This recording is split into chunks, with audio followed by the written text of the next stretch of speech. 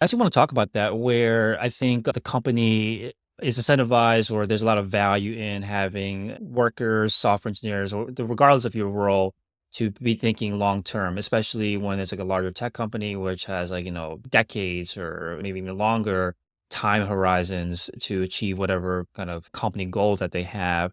But the people that work there, I think, especially in tech, tenure is usually not as long as other companies, other industries where maybe someone's working there for a year, a couple years, and they're changing jobs. It happens frequently. Not everyone, of course, but like there's definitely this more typical for people to have a shorter tenure, but they should be thinking long term. How do you kind of reconcile that when someone's like working here, but they don't see themselves here for longer than a couple years? But the company obviously wants them to think long term, but they're not going to be here for the long term. Like, how do you kind of deal with that kind of dynamic?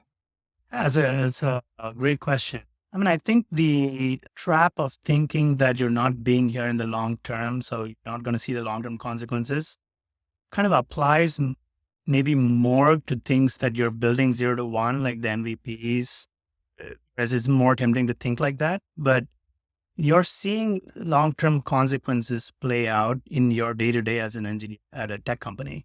You're seeing the maintenance burden, like the on call load that's coming from investments not being made in the long term consequences and reducing that long term operational overhead.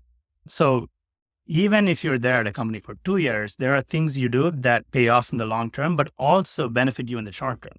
Like these are things like reducing on call burden or like prioritizing your tech debt. Like if you see what the company is doing, I don't want people to think of the long term as something 5, 10 years away.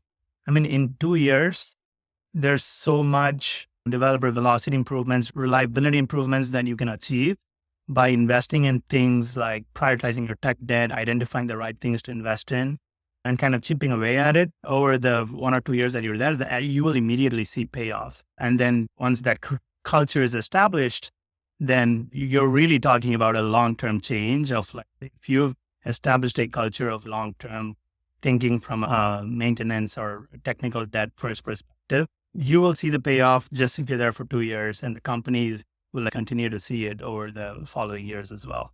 Yeah, I guess we typically think about long term and short term as like mutually exclusive, but they can be the same thing where it could pay off now, then also pay off later in the long run as well. If you enjoyed this clip, make sure you watch the entire video, which has a lot more content just like this. And if you want to make sure you don't miss any of our episodes where we talk to leaders in the tech industry, from software engineers to product managers to engineering manager, make sure you subscribe to the YouTube channel and also click the notification bell.